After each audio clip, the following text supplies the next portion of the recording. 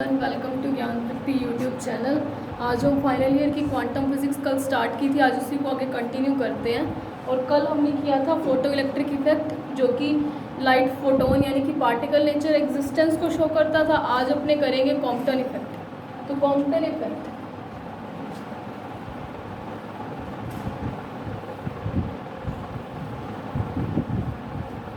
यानी कि कॉम्पटन प्रभाव।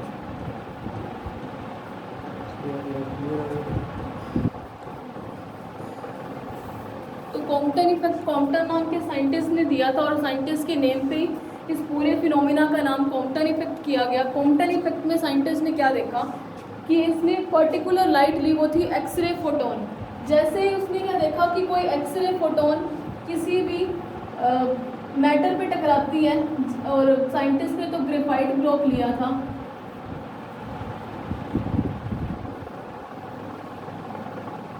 जैसे ही कोई एक्सरे फोटोन यानी कि एक तरीके से पार्टिकल एक्सरे फोटोन किसी मैटर पे टकराती है यानी ग्रेफाइट ब्लॉक पे टकराएगी, तो उसमें से एक तो इलेक्ट्रॉन रिकॉइल होगा और दूसरा जो एक्सरे फोटोन होगा वो स्कैटर्ड हो जाएगा, प्रकीर्णित हो जाएगा टकराने के बाद। यानी कि क्या हुआ, एक्सरे फोटोन जब किसी लूजली बाउंड इलेक्ट्रॉन्स के साथ इंटरेक्ट करता है तो उससे इलेक्ट्रॉन रिकॉइल होता है, जिसको बोलते हैं प्रतिक्षिप्त यानी कि रिकॉइल। और रिमेनिंग जो एनर्जी थी एक्सरे की, क्योंकि देखो इसके अंदर क्या हुआ, अगर कल हमने फोटो इलेक्ट्रिक इफेक्ट देखा था,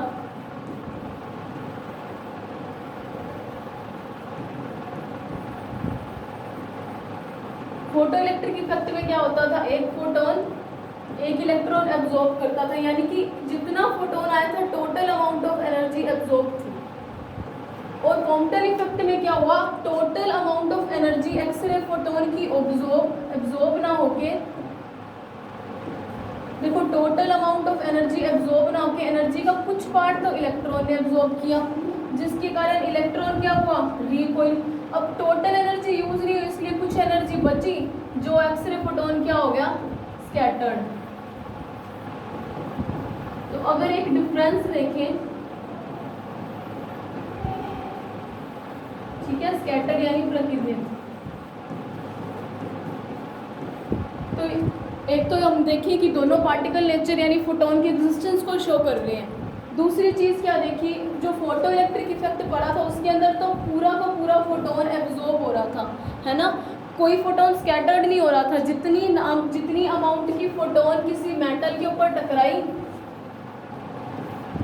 और वो टोटल एनर्जी एक इलेक्ट्रॉन ने एब्जॉर्ब करी और वो क्या हुआ, धातु के पृष्ठ से बाहर हो गया, है ना। यहाँ पे भी सेम ऐसा ही हो रहा है, एक्सरे फोटोन आ रही है, फोटोन किसी भी ग्रेफाइट ब्लॉक पर टकराती है तो जो लूजली बाउंड इलेक्ट्रॉन होते हैं वो क्या होते हैं, ग्रेफाइट की एक तरीके से ग्रेफाइट ब्लॉक से बाहर ही निकल रहे हैं उसकी सरफेस से, और उसको हम क्या बोल रहे हैं, रिकॉइल यानी कि प्रतिक्षिप्त। और देखो एक तो इसके अंदर बेसिक डिफरेंस क्या है, यहाँ पे पार्शियल एब्जॉर्प्शन होता है।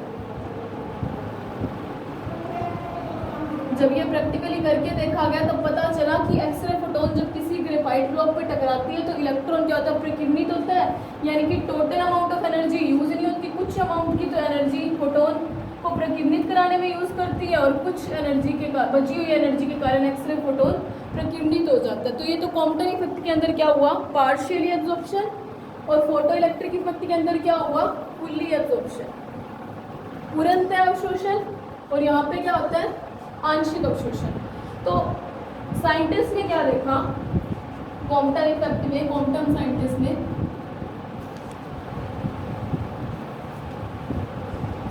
ने क्या देखा कि एक एक्सरे फोटोन, देखो अगर हम एक बात करें, हम यहाँ पे एक पर्टिकुलर, मैं एक्सरे फोटोन क्यों कह रही हूँ, लाइट कोई भी हो सकती थी लेकिन मैंने एक्सरे फोटोन क्यों किया, विजिबल यूवी है किसी भी रीज़न की, तो इसका रीज़न मैं आपको टॉपिक के एंड में बताऊंगी, क्योंकि जब हम एक्सरे फोटोन कॉम्पटन इफेक्ट को एक्सप्लेन कर चुके होंगे और उसको एक्सप्लेन करने के बाद हमें पता चलेगा कि पर्टिकुलर एक्सरे फोटोन ही क्यों यूज़ की। तो एक बार आप ध्यान रखो कि एक्सरे फोटोन, ये एक एक्सरे फोटोन है, ठीक है, ये क्या कर रही है, किसी ग्रेफाइट ब्लॉक पे स्ट्राइक कर रही है,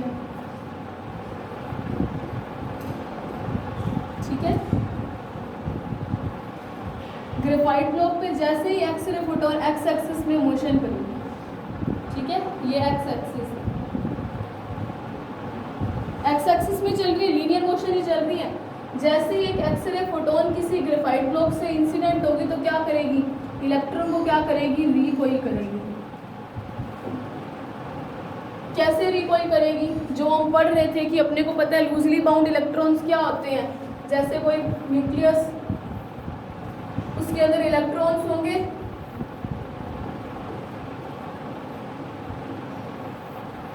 है ना, उसके आउटर मोस्ट और वैलेंस शेल या इनर शेल्स के अंदर इलेक्ट्रॉन्स होंगे। अब लूजली बाउंड कैसे होते हैं, एक तो इन दोनों के इलेक्ट्रॉन और प्रोटॉन्स के बीच में क्या हो रहा है, प्रतिकर्षण चल रहा है।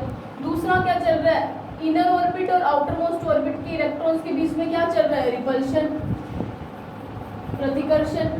तो इस आकर्षण और प्रतिकर्षण के कारण क्या होता है, इस इलेक्ट्रॉन के पास ये एक अस्टेबिलिटी गेन कर लेते हैं, जिसके कारण क्या होता है कि इनको अगर थोड़ी सी थर्मल एनर्जी भी मिले ना तो भी ये अपने लैटिस में आ जाते हैं, और इसी के कारण धातु में फ्री इलेक्ट्रॉन्स ज़्यादा होते हैं, है ना। क्यों, क्योंकि एटॉमिक साइज बढ़ने पे अट्रैक्शन फोर्स जो होता है वो वीक होना शुरू हो जाता है, और रिपल्शन फोर्स दो इलेक्ट्रॉन्स के बीच में ज़्यादा हो जाता है as compare to attraction force, ठीक है। तो इसके अंदर में जो लूजली बाउंड इलेक्ट्रॉन होंगे इस ग्रेफाइट एक्सरे फोटोन की एनर्जी को गेन करेंगे। कितनी एनर्जी को, कुछ एनर्जी को, टोटल एक्सरे फोटोन की एक इलेक्ट्रॉन एब्जॉर्ब नहीं कर रहा, कुछ एनर्जी एब्जॉर्ब करेगा, और रिमेनिंग एनर्जी जो बचेगी उससे एक्सरे फोटोन क्या हो जाएगा, स्कैटर्ड हो जाएगा। तो साइंटिस्ट ने क्या देखा कि एक तो इंसिडेंट एक्सरे फोटोन, तो साइंटिस्ट ने क्या देखा कॉम्पटन ने कि इंसिडेंट एक्सरे फोटोन और जो स्कैटर्ड एक्सरे फोटोन है, इंसिडेंट एक्सरे फोटोन की अगर वेवलेंथ लैम्डा है और फ्रीक्वेंसी न्यू है, और अपने को पता है कि इसकी एनर्जी कितनी हो जाएगी, E = h न्यू, फोटोन से हमें पता है ना। अगर इसकी फ्रीक्वेंसी लैम्डा और एनर्जी h न्यू, अब देखो एक कुछ एनर्जी तो ये इलेक्ट्रॉन यूज़ करेगा, इसको गेन करेगा, उसके बाद ही लैटिस में फ्रीली मूव करेगा, जो कल भी देखा था। तो कुछ एनर्जी ऑफ फोटोन तो इस इलेक्ट्रॉन ने यूज़ कर ली, जो कि इसको रिकॉइल करने में यूज हुई, है ना। तो बाकी एनर्जी यहाँ पे आई, तो मतलब एनर्जी का कुछ लॉस होगा। तो इसकी एनर्जी कितनी होगी, मान लो एक्सरे फोटोन स्कैटर्ड थी, प्रतिध्वनित,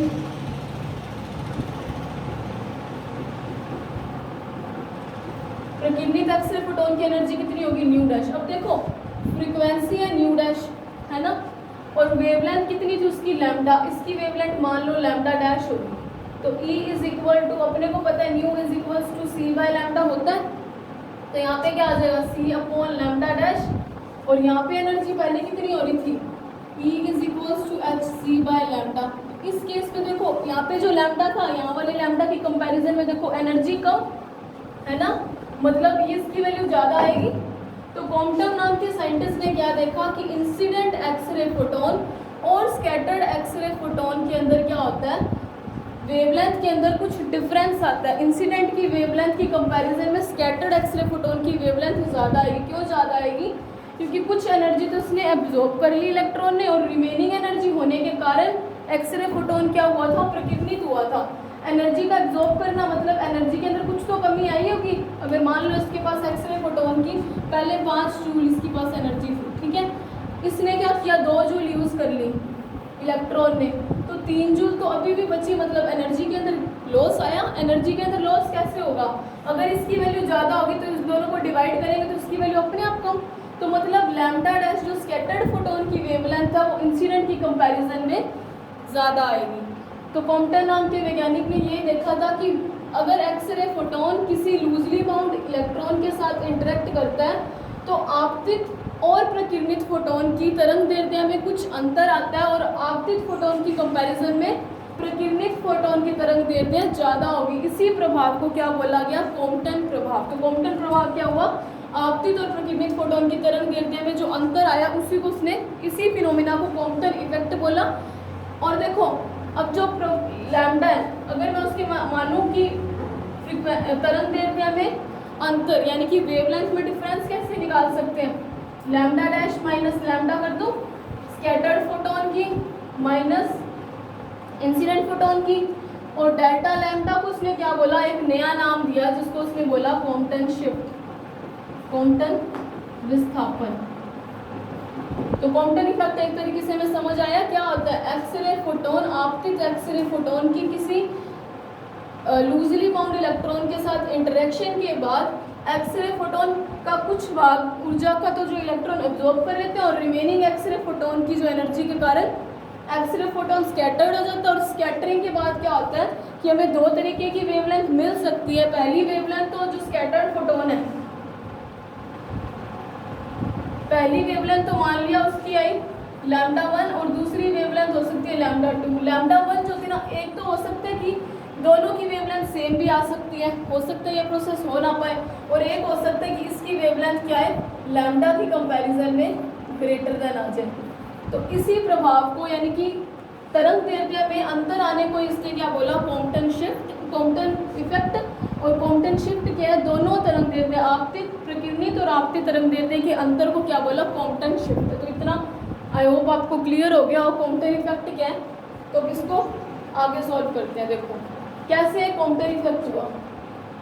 मान लिया कि कोई एक्स-रे फोटोन, ठीक है, किसी ग्रेफाइट ब्लॉक के ऊपर ये इंसिडेंट हो, ग्रेफाइट ब्लॉक, ठीक है। अब एक्स-रे फोटोन क्या कर रही है, एक्स एक्सिस में मोशन कर रही है ना।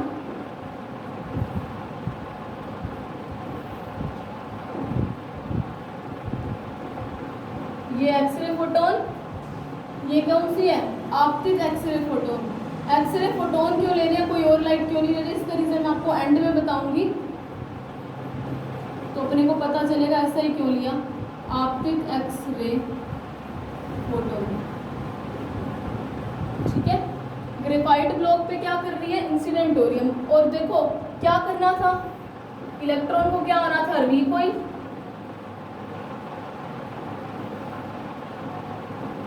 रिकॉइल इलेक्ट्रॉन और remaining part of X-ray photon का क्या हो गया, स्कैटर्ड एक्स-रे फोटोन, जिसको हम क्या बोलेंगे, प्रकीर्णित। तो ये तो हमने बेसिक भी देखा था, एक्स-रे फोटोन आपतित होगी, लूजली बाउंड इलेक्ट्रॉन के साथ इंटरेक्शन के कारण एक्स-रे फोटोन की कुछ एनर्जी इलेक्ट्रॉन गेन करेगा और उस गेन्ड एनर्जी के कारण इलेक्ट्रॉन क्या करेगा, रिकॉइल करेगा, प्रतिक्षिप्त हो जाएगा, मतलब फॉइल से बाहर निकल जाएगा ब्लॉक से, और बाकी का एक्स-रे फोटोन क्या हो जाएगा, स्कैटर्ड हो जाएगा, ठीक है। अपने मान लेते हैं क्वांटम शिफ्ट का डेरिवेशन कर रहे हैं हम, क्वांटम इफेक्ट का मतलब जो साइंटिस्ट ने इसको कैसे सोल्व किया था। तो मान लिया कि जो इंसिडेंट एक्स-रे फोटोन है उसकी एनर्जी कितनी है, E is equal to h nu. मान लिया न्यू फ्रीक्वेंसी का कोई एक्स-रे फोटोन है जिसकी एनर्जी कितनी है, E is equal to h nu. अपने को पता है मोमेंटम क्या होता है, h बाय लैम्डा। अगर वेवलेंथ लैम्डा हो, पता है हमें ये P is equal to h by lambda होता है, जहाँ h दोनों जगह पे प्लैंक कांस्टेंट जिसकी वैल्यू कितनी होती है 6.67 इंटू 10⁻34 जूल इंटू सेकेंड। तो इंसिडेंट फोटोन एक्स-रे फोटोन की energy E is equal to h nu, wavelength E is equal to h lambda. अपने को पता है कि इस ग्रेफाइट ब्लॉक में कुछ इलेक्ट्रॉन्स हैं, फ्री इलेक्ट्रॉन्स हैं, है ना। उस फ्री इलेक्ट्रॉन का अपने को पता है रेस्ट में ये इलेक्ट्रॉन्स एक बार तो मैं रेस्ट में इलेक्ट्रॉन का एनर्जी कितनी आती है, आइंस्टीन मास रिलेशन से E is equals to mc square, है ना। और रेस्ट मास में इलेक्ट्रॉन है तो अपने को पता है रेस्ट मास में इलेक्ट्रॉन को मास m0 होता है, m0 इंटू सी स्क्वायर कर देते हैं ना। एनर्जी इतनी होती है आइंस्टीन मास रिलेशन से, तो रेस्ट में पड़े हुए इलेक्ट्रॉन की एनर्जी कितनी होगी, m0 सी स्क्वायर। और रेस्ट में पड़ा इलेक्ट्रॉन तो मोमेंटम हो सकता है, नहीं हो सकता। क्यों नहीं हो सकता मोमेंटम, क्योंकि momentum P is equals to क्या होता है, mv। अगर वेलोसिटी है, ये प्रोडक्ट किसका होता है, वेलोसिटी और मास का। अगर वेलोसिटी नहीं है, रेस्ट में पड़े इलेक्ट्रॉन, तो उनकी संवेग कैसा होगा, 0। तो यहाँ पे देखो जब ये इलेक्ट्रॉन रिकॉइल हुआ था उस टाइम इसकी एनर्जी क्या होगी, mc स्क्वायर, है ना, mv स्क्वायर ले लेते हैं। वेलोसिटी ऑफ इलेक्ट्रॉन हम ले लेते हैं v, mv स्क्वायर। और इस टाइम इसका कुछ ना कुछ मोमेंटम भी आएगा, क्योंकि इलेक्ट्रॉन क्या कर रहा है, रिकॉइल हो रहा है, तो मतलब मोशन तो कर रहा है। अगर उसकी वेलोसिटी v है तो मोमेंटम कितना होता है, m इंटू वी, अब देखो ये एक्सरे फोटोन है, अपने को पता था इंसिडेंट की एनर्जी एच न्यू है, एच न्यू का कुछ पार्ट तो इस इलेक्ट्रॉन ने एब्जॉर्ब किया जिसको यूज करके ये रिकॉइल हुआ, रिमेनिंग पार्ट एच न्यू का बचा, तो मान लिया उसकी एनर्जी कितनी होगी, E is equal to h nu dash. Nu dash क्या, स्कैटर्ड फोटोन, प्रतिबिंबित फोटोन की आवृत्ति है ना। और इसका मोमेंटम कितना हो जाएगा, मोमेंटम कितना हो जाएगा h बाय लैम्डा डैश, जैसे यहाँ पे था। तो यहाँ पे क्या है, नई वेवलेंथ, तो न्यू डैश हमें पता है स्कैटर्ड फोटोन की, प्रकिरणित फोटोन की आवृत्ति, लैम्डा डैश क्या है, प्रकिरणित फोटोन की तरंग दैर्ध्य। तो मान लिया कि एक्सरे फोटोन जो एक्स एक्सिस पे मोशन कर रहा था, उसने एक्स एक्सिस के साथ स्कैटर्ड फोटोन ने तो एंगल बनाया, सॉरी रिकॉइल इलेक्ट्रॉन ने एंगल बनाया थीटा, और स्कैटर्ड फोटोन ने कितना एंगल बनाया, फाई। तो अपने को पता है फाई कौन सा एंगल है, प्रकीर्णन कोण। मान लिया उसने ऐसा कोण बनाया है, और थीटा कौन सा एंगल है, रिकॉइल एंगल, जिसको हिंदी में बोलते हैं प्रक्षिप्त कोण, है ना। सिर्फ मानना है कि एक्स एक्सिस में ही ये फोटोन ट्रैवल कर रहा था। जब ये ग्रेफाइट ब्लॉक से टकराया तो हमने क्या किया, इनको सिंप्लीफाई करने के लिए अपनों ने माना है कि फाई एंगल एक्स एक्सिस के साथ इस स्कैटर्ड फोटोन ने बनाए, और थीटा एंगल किसने बनाया, इस रिकॉइल इलेक्ट्रॉन ने बनाया। अब देखो इसको और सिंप्लीफाई करने के लिए हम इसको ऐसे तो सॉल्व नहीं कर सकते, हमें क्या करना पड़ेगा, इसको कंपोनेंट्स में डिवाइड करना पड़ेगा। अब देखो सबसे पहली चीज़ हमने क्या देखी, एक तरीके से तो यहाँ पे क्या हो रही थी, एक्सरे फोटोन और इलेक्ट्रॉन के बीच में कोलिजन हो रही थी, है ना। कोलिजन भी कैसी, इलास्टिक कोलिजन। कैसे इलास्टिक कोलिजन, देखो एक्सरे फोटोन की जो टोटल एनर्जी थी उसमें से कुछ पार्ट तो इसने यूज किया, रिमेनिंग पार्ट एक्सरे फोटोन को स्कैटर्ड करवाने में भी तो यूज हुआ ना। तो ऐसी कोलिजन जिसके अंदर बिफोर कोलिजन और आफ्टर कोलिजन, टक्कर के पहले और टक्कर के बाद अगर एनर्जी और संवेग, ऊर्जा और संवेग दोनों अगर संरक्षित रहते तो ऐसे टक्कर को तो हम इलास्टिक कोलिजन बोलते हैं। तो ये कोलिजन कैसी देखी गई, इलास्टिक कोलिजन। तो देखो इसको सिंप्लीफाई करने के लिए पहले हम कंपोनेंट्स में डिवाइड करेंगे, और बाकी कॉम्पटन इफेक्ट को देखने के लिए हम क्या करेंगे, सारे के सारे डेरिवेशन को देखने के लिए हमें एक ही रूल लगाना है। हमें कैसे पता चले कि टक्कर कैसी है, प्रत्यास्थ टक्कर, इलास्टिक कोलिजन। और अगर इलास्टिक कोलिजन है तो after and before collision momentum and energy remains conserve, और अगर ये दोनों कंजर्व है तो हमें बस कंजर्वेशन के लॉ लगाने हैं इसको सॉल्व करने के लिए, ठीक है। तो पहले इसको कंपोनेंट्स में डिवाइड करते हैं।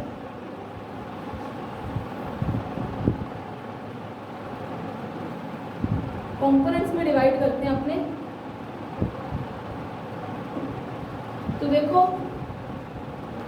हमें पता है जहाँ पे एंगल होता है वहां के साथ कंपोनेंट का कंपोनेंट कौन सा आता है, cos थीटा वाला, है ना। अपने को पता है एनर्जी एक्चुअली मोमेंटम कितना है, h बाय लैम्डा। और अगर इसका मैं देखूं, इसका मोमेंटम, इस स्कैटर्ड फोटोन का मोमेंटम, प्रकीर्णित फोटोन का मोमेंटम कितना आएगा, p is equals to h by lambda dash cos of theta, sorry phi, क्योंकि एंगल कौन सा है, फाई। और यहाँ पे क्या आ जाएगा, मोमेंटम कितना आएगा, एम वी, ये एम वी था, और कोस थीटा, क्योंकि रिकॉइलिंग एंगल कौन सा है, थीटा, है ना। सेम यहाँ पे करते हैं अपने, यहाँ पे देखो एक एक्स एक्सिस में कंपोनेंट जाएगा, एक वाई एक्सिस में आएगा। तो यहाँ पे जो मोमेंटम होगा एम वी साइन थीटा, और यहाँ पे क्या आ जाएगा, h by lambda cos phi, है ना, h dash, sorry lambda dash. तो ये कंपोनेंट्स में इस तरीके से डिवीजन होगा। इसी तरीके से एनर्जी का करें तो h nu dash cos phi, और इसका कितना हो जाएगा, m v square sine theta, और सॉरी कोस थीटा। और यहाँ पे वाला कंपोनेंट किसकी, सॉरी कंपोनेंट्स तो सिर्फ और सिर्फ वेक्टर क्वांटिटी का होता है, और मोमेंटम एक वेक्टर क्वांटिटी है। एनर्जी का तो कंपोनेंट बन ही नहीं सकते, क्योंकि P is equals to P vector is equals to m v vector, है ना। तो वेक्टर क्वांटिटी के कंपोनेंट होंगे, मोमेंटम के कंपोनेंट्स में डिवाइड कर दिए। और एनर्जी के कंपोनेंट क्यों नहीं होंगे, क्योंकि एनर्जी क्या है, एक अदिश राशि है, तो उसको कंपोनेंट्स में डिवाइड कर दिया। एक टेबल बना लेते हैं अपने, ये देखो ये डायग्राम के बेस पे ही हम टेबल बनाएंगे, इसी के बेस पे, ठीक है। हम अब एक टेबल, देखो यहाँ पे एक छोटी सी मिस्टेक होगी, आइंस्टीन मास रिलेशन तो एम सी स्क्वायर ही होता है ना, तो एम सी स्क्वायर ले लेती हूँ, ठीक है। और देखो इस पूरे कंपोनेंट को मैं न्यू की टर्म्स में ले लूँ तो भी कोई प्रॉब्लम नहीं है, और अगर वेवलेंथ की टर्म में ले लूँ तो भी कोई प्रॉब्लम नहीं है। अब दो अगर हम वेरिएबल्स ले लें लैम्डा और न्यू तो उसको सॉल्व करना मुश्किल हो सकता है, इसीलिए मैं इसको क्या करती हूँ, अपने को पता है कि nu is equals to c by lambda होता है, तो यहाँ से मैं न्यू की टर्म्स में ले आती हूँ इसको, c is equals to sorry lambda is equals to c by nu हो जाएगा, है ना। तो इसका मोमेंटम भी कितना हो जाएगा, एच न्यू बाय सी, है ना। और सिमिलरली इसका कितना हो जाएगा, nu dash upon c cos of phi, जिसको मैं क्या लिख सकती हूँ, एच न्यू अपॉन सी, है ना। तो अब हम एक टेबल बनाते हैं बिफोर एंड आफ्टर कोलिजन की। तो देखो एक हम लिखेंगे यहाँ पे बिफोर कोलिजन, टक्कर से पहले, और दूसरा क्या है, आफ्टर कोलिजन, टक्कर के बाद। ठीक है, देखो बिफोर कोलिजन एनर्जी कितनी थी एक्सरे फोटोन की, एच न्यू, और मोमेंटम कितना था,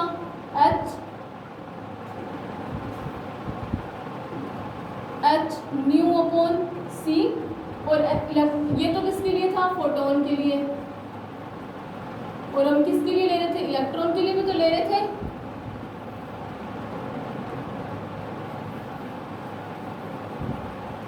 एनर्जी कितनी है, m not c square, rest पे था इसीलिए रेस्ट मास लिया, और मोमेंटम क्या है, जीरो, रेस्ट पे है तो उसके पास कोई वेलोसिटी नहीं है तो मोमेंटम जीरो।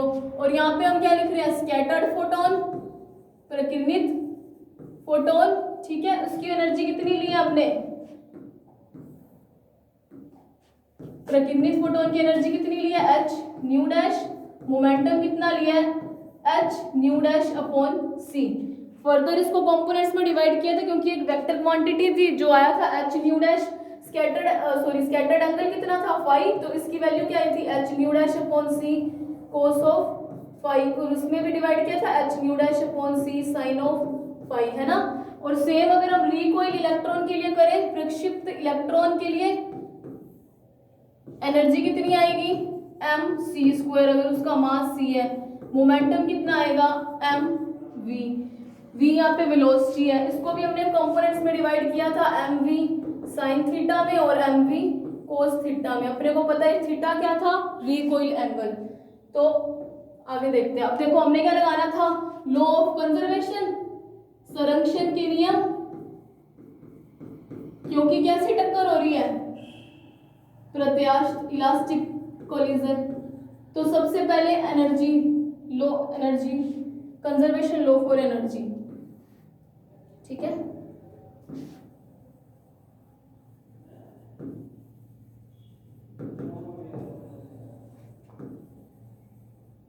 कंजर्वेशन लो लगाएं,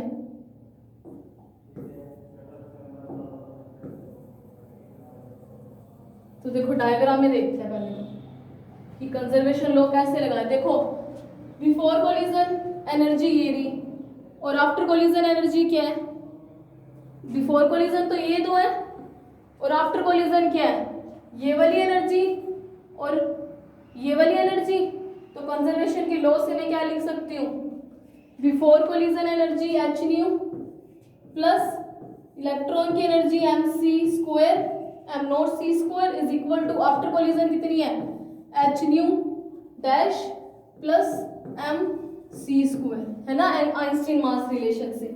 इसको इक्वेशन इसको सॉल्व करते, थोड़ा सिंप्लीफाई कर लेते हैं, h nu plus m not c square minus h nu dash is equals to m c square. ये क्यों किया, ये आपको आगे डेरिवेशन करते टाइम पता चलेगा कि इसको इसी तरीके से क्यों अरेंज किया गया। तो अगर मैं इसमें से एच कॉमन ले लूँ, nu minus nu dash plus m not c square is equals to m c square, इसको दे लेते हैं इक्वेशन नंबर 1। एनर्जी कंजर्वेशन हो गया, अब मोमेंटम कंजर्वेशन।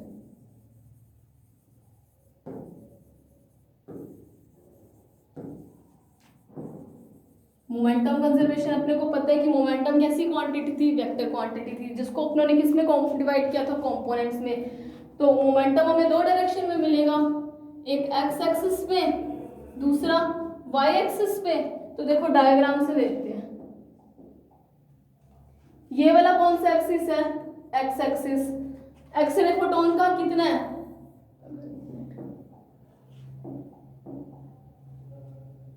देखो एक्सरे फोटोन का मोमेंटम कितना है, एच न्यू अपॉन सी। एक्स एक्सिस पे है और ये वाले दो एक्स एक्सिस पे है ना, जिसको मैंने कंपोनेंट्स में डिवाइड किया था।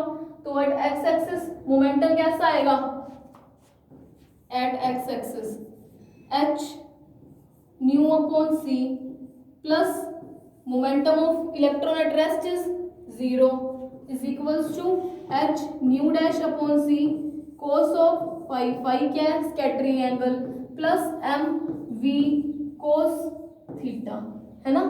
इसको भी थोड़ा सिंप्लीफाई कर लेते हैं। तो सिंप्लीफाई करके क्या लिख सकते हैं, h nu upon c plus minus h nu dash upon c, cos वाली टर्म को उधर लेके जा रहे हैं, cos phi is equals to m v cos of theta. इसको दे लो इक्वेशन नंबर 2। अब सिमिलरली एट वाई एक्सिस किसका कर रहे हैं, मोमेंटम कंजर्वेशन का।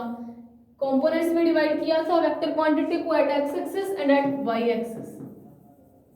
तो वाई एक्सिस पे डायग्राम से देखते हैं हमारे पास कौन कौन से कंपोनेंट्स हैं मोमेंटम के। देखो एक्सरे फोटोन किस डायरेक्शन में मोशन कर रहे हैं, सिर्फ और सिर्फ एक्स एक्सिस में। तो वाई एक्सिस में एक्सरे फोटोन का कोई मोमेंटम होगा, ऑब्वियस है नहीं होगा। क्यों, क्योंकि वो मूव किस डायरेक्शन में कर रहे हैं, एक्स डायरेक्शन में। हमें पता है स्कैटर्ड और इंसिडेंट फोटोन स्कैटर्ड और रिकॉइल इलेक्ट्रॉन के हमने जो कंपोनेंट्स डिवाइड किए हैं, इसको आप ऐसे भी लिख सकते हो p y at y axis, जिससे आपको डायग्राम में ध्यान रहेगा। तो हमें पता है कि इसकी वैल्यू कितनी आ रही है, h nu dash upon c sine phi, और कितनी आ रही है, m v sine of theta. तो यहाँ पे इसकी वैल्यू पुट करते हैं। एट वाई एक्सिस 0 इलेक्ट्रॉन भी 0 पे है, रेस्ट मास में है, रेस्ट में इलेक्ट्रॉन का मोमेंटम कितना होगा 0, और एक्सरे फोटोन तो मूव ही सिर्फ एक्स डायरेक्शन में कर रहा था। तो इनिशियल इसका स्टेज तो 0, और देखो ये दोनों कैसे थे, अपोजिट डायरेक्शन में, तो नेगेटिव साइन, यानी इसकी वैल्यू कितनी आएगी, h nu dash upon c sine component phi recoiling angle scattering angle प्रतिबिंबित कोण एम वी साइन थीटा। अब देखो अगर इसको मैं सिंप्लीफाई करूं तो यहां से ऐसे लिख सकते हैं, m v sine theta, theta कौन सा एंगल है, recoil angle, h nu dash upon c sine phi. Equation number 3 दे लो। अब देखो अगर यहाँ पे हाँ सही है, तो ये इक्वेशन नंबर, अगर इसको सॉल्व करने के लिए हम ये कर सकते हैं, equation number 2 squaring equation number 2, मैं स्क्वेयरिंग को एस क्यू से लिख सकती हूँ, प्लस स्क्वेयरिंग इक्वेशन नंबर 3, मतलब 3 का स्क्वायर कर दो इस वाली इक्वेशन का और 2 का स्क्वायर कर दूं, तो हमारे पास देखो sine square theta plus cos square theta आ जाएगा, जिसकी वैल्यू 1 होती है, इसीलिए इसको स्क्वायर किया और ऐड किया। और अगर मैं इनको स्क्वायर और ऐड करूं तो हमारे पास क्या चीज बनेगी यहाँ पे, तो देखो एक तो डायरेक्ट है, मैं यहाँ पे सीधा लिख सकती हूँ एम स्क्वायर वी स्क्वायर, आपको पता है m square v square sine square theta आएगा, और इसकी एलएचएस में क्या आएगा, m square v square cos square theta. अगर इन दोनों को मैं m square v square common है तो cos square theta plus sine square theta 1, m square v square is equal to h nu upon c minus h nu dash upon c cos of phi का whole square plus h square, इसका square करूं मैं इस term का तो क्या आएगा, h square nu dash square upon c square sine square phi. इसको आगे प्लीज सॉल्व करते हैं। तो देखो ये इक्वेशन आई, m square v square is equal to h nu upon c, इसको सॉल्व करें, h square nu square upon c square plus h square nu dash square upon c square cos square five minus 2h nu dash upon c square into cos of five, कुछ नहीं किया, a minus b whole square का formula लगाया, a square plus b square minus 2ab, और यहाँ पे क्या हो जाएगा एच स्क्वायर प्लस एक टर्म हमारे पास थी h square nu dash square upon c square sine square five. देखो यहाँ पे थी हमारे पास ये टर्म, ये एज इट इज लिख दी और इसका होल स्क्वायर खोल दिया मैंने। तो ये वाली टर्म और ये वाली टर्म इनमें ये कॉमन आ जाएगा, तो कोस स्क्वायर फाइव की वैल्यू क्या आ जाएगी 1 m square v square h square nu square upon c square plus मैं सीधा इसको लिख रही हूँ h square nu dash square upon c square minus 2h square nu dash upon c square cos of five. तो इसको equation number क्या दे लेते हैं 4, है ना। अब देखो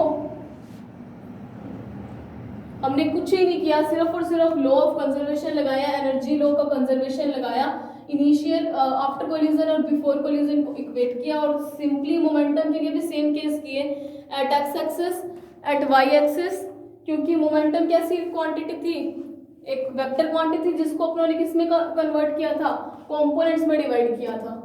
अब देखो हम क्या कर सकते हैं इसको और सॉल्व करने के लिए, क्योंकि अपने को क्या निकालना है डेल्टा लैम्डा, जो कि कॉम्पटन की मेन चीज थी। उसने क्या बोला था, Compton shift lambda dash minus lambda, scattered photon और इंसिडेंट फोटोन की वेवलेंथ के अंदर कुछ डिफरेंस आ रहा है, उसी को मेजर करना, या वो डिफरेंस ही कॉम्पटन इफेक्ट है और उसी को मेजर करना हमारा काम किया कॉम्पटन शिफ्ट का।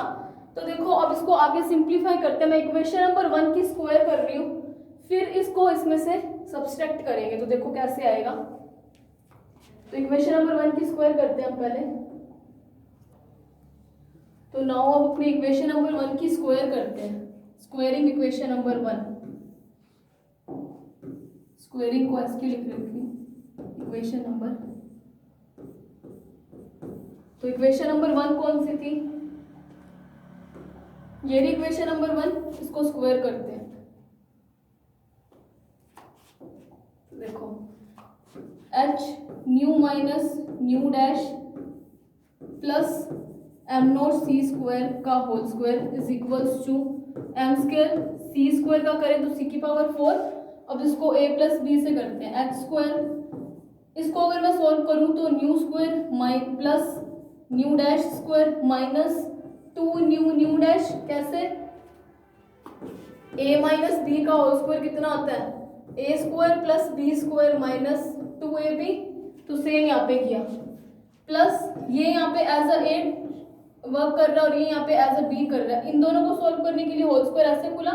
अब इस पूरी इक्वेशन का होल स्क्वायर करते हैं, एम नॉट स्क्वायर सी की power 4 plus 2 h nu minus nu dash plus, sorry plus नहीं आएगा यहाँ पे मल्टीप्लाई होता है, into m not c square. तो इसको और सिंप्लीफाई करें तो यहाँ से आएगा h square plus nu dash square minus 2 nu dash plus m not square c की power 4 plus 2h nu minus nu dash m not c square. अब देखो यहाँ पे एम सी स्क्वायर है, यहाँ पे एम नॉट सी स्क्वायर है ना।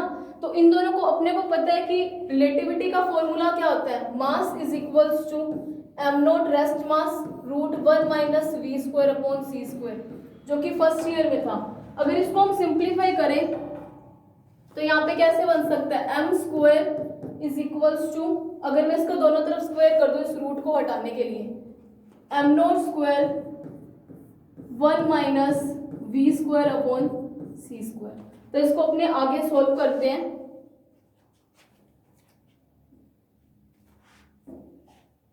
तो अभी तक तो सिर्फ इतना है कि हमने बिफोर एंड आफ्टर कोलिजन की इस इक्वेशन को, इन दोनों को तो क्या किया, एट एक्स एक्सिस और वाई एक्सिस को दोनों को स्क्वायर किया और ऐड किया, हमारे पास ये टर्म बनी, और उसके बाद क्या किया, इस इक्वेशन का स्क्वायर किया, ठीक है।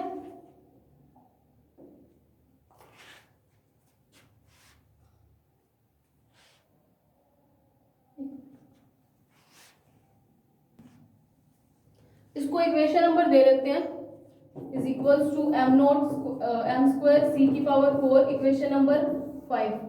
नाउ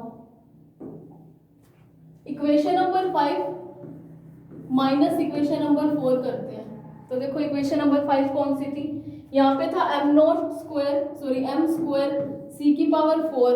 अगर LHS और RHS को इक्वेट करें तो ये इक्वेशन थी, ये वाली इक्वेशन जिसकी value m square v square और ये वाली माइनस जो उसकी RHS में लिख दूंगी अभी,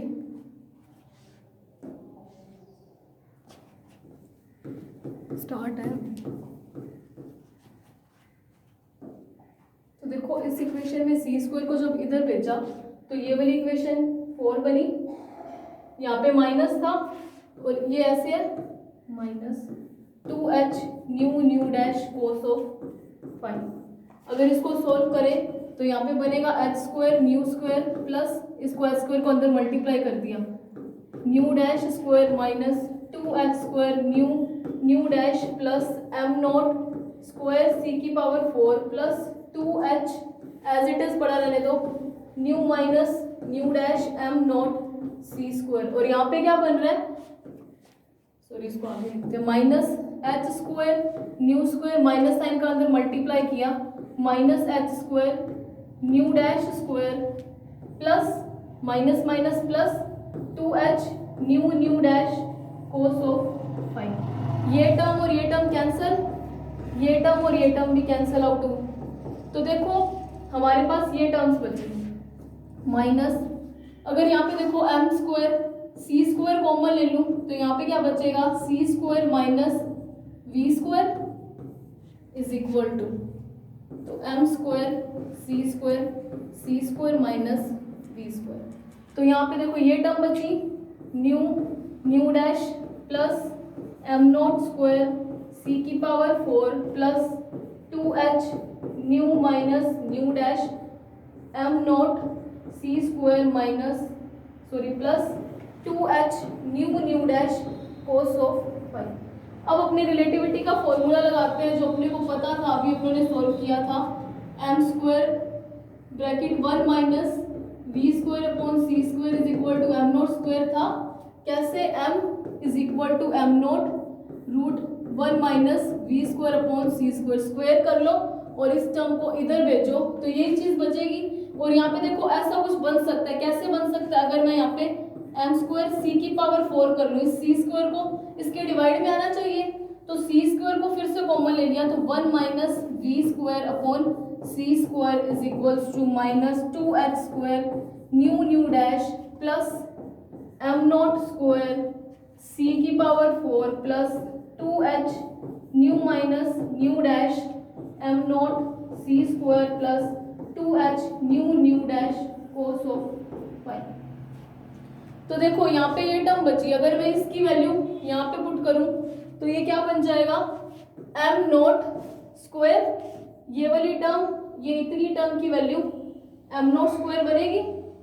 तो यहाँ पे रखा m नॉट स्क्वायर c की पावर 4 जो एज इट इज लिखी is equals to minus 2h square nu dash plus m naught square c की पावर 4, सेम टर्म यहाँ पे सेम टर्म यहाँ पे बन गई, plus 2h nu minus nu dash को m not c square plus 2h nu dash cos of five. तो देखो ये टर्म और ये टर्म कैंसल आउट होगी, है ना। तो अब क्या बचा हमारे पास, minus 0 is equals to minus 2h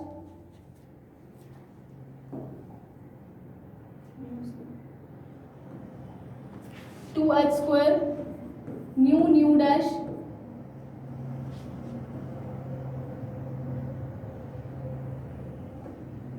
plus 2h nu minus nu dash m not c square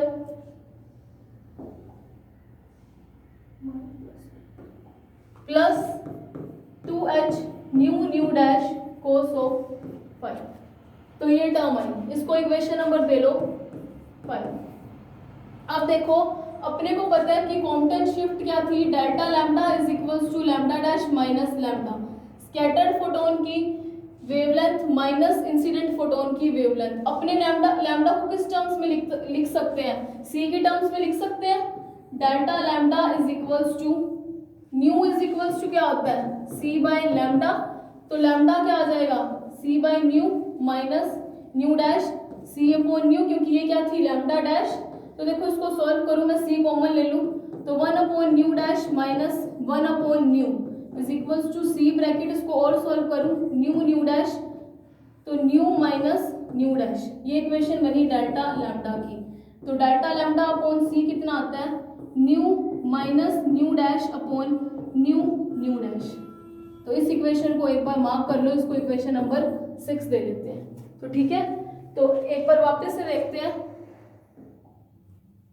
ये वाली इक्वेशन जो थी इसको क्या किया इक्वेशन नंबर इसके साथ किया स्क्वायर और माइनस, ठीक है। तो अभी तक इतना ही किया हमने।